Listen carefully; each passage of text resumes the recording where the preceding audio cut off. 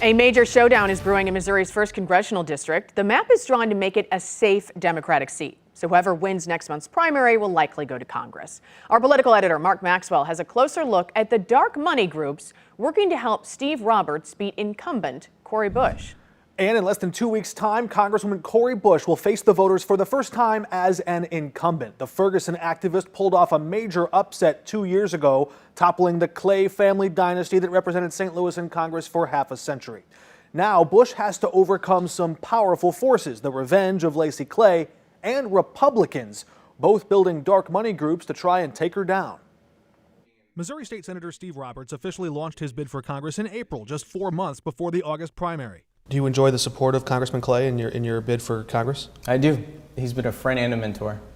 On his Twitter page, former Congressman Lacy Clay encouraged his supporters to donate to the Jihad PAC, which launched last December. Is there some revenge there on his part? I don't think so.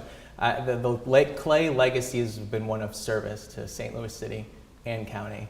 In May, the FEC notified the super PAC it failed to file its financial reports before the April deadline.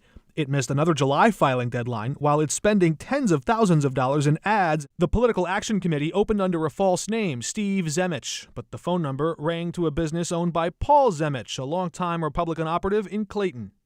Are you aware of any Republicans trying to help elect you to Congress? Not to my knowledge. Well, I mean, I'm sure there's some folks who are, by Republicans, I guess the way I think of it is, you know, I hope that people vote based off who they believe the best candidate. Zemich said Steve Engelhardt, a longtime aide to Lacy Clay, actually founded the super PAC, though his name appears nowhere in the founding documents. Progressives for Missouri is a different tax-exempt 501c4 backing Roberts. The IRS says that committee can, quote, engage in political campaigns on behalf of or in opposition to candidates for public office, provided it's not the organization's primary activity.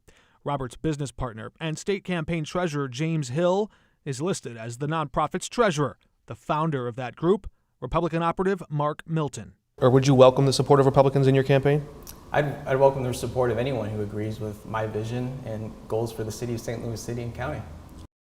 So, Mark, do we know if either of these dark money groups broke the law? And an expert in election law reviewed these documents and said the FEC is clearly looking into what he called, quote, sloppy non-compliance at the super PAC. What we don't know if the FEC is aware that they filed those documents under a false name. That would be a serious violation. He also said the nonprofit group is truly engaged in politics as its primary purpose. If that's the case, then the IRS could strip its tax-exempt status, perhaps costing all of its donors those tax breaks they banked on when they made their donations.